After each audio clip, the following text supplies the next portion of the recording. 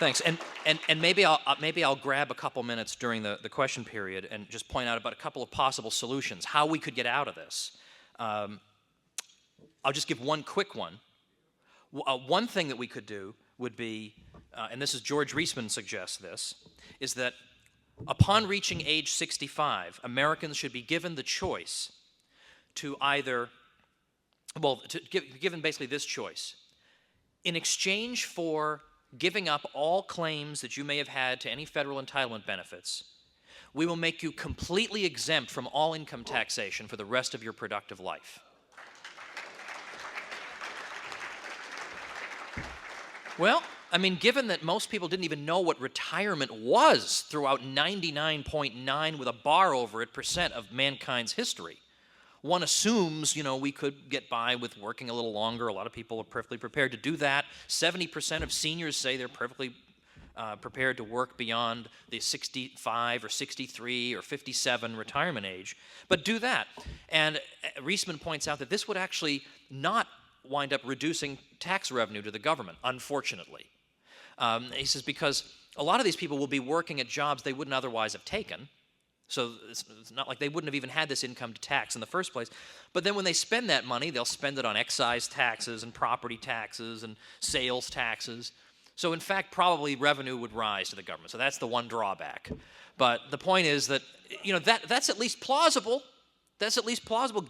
Why can't people be given this choice? If they're allowed to have a choice of which candidate to support, when these candidates are going to be deciding the most intricate and significant matters of foreign and domestic policy, why can't they be allowed to decide whether they want this program or their own money? I mean, if they're that dumb, then we shouldn't let them vote either.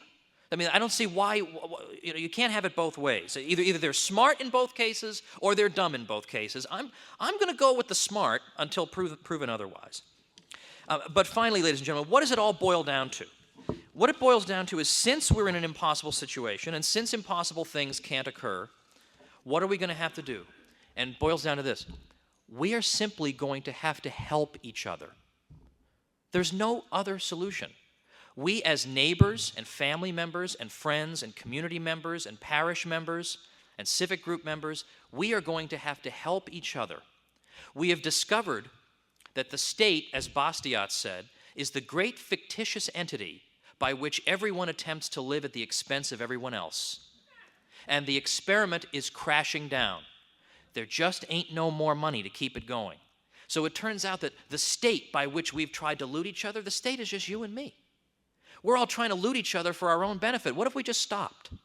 And what if instead of being sure that swarms and hundreds of thousands of social workers are indispensable to the good condition of our country, what if for a tiny fraction of that, we helped our own neighbors? We volunteered to help out at a literacy program. We volunteered to help that widow who recently lost her husband. That we helped people in our own neighborhoods. That's what everybody did through all of mankind's history, and that is the situation we're going to be forced back into.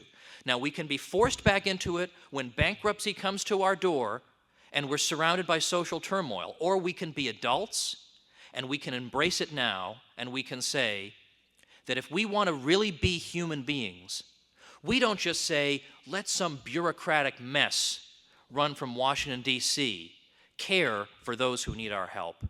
Let's be human beings, and let's help our fellow man ourselves and show what a real free society can truly accomplish. All right, thank you.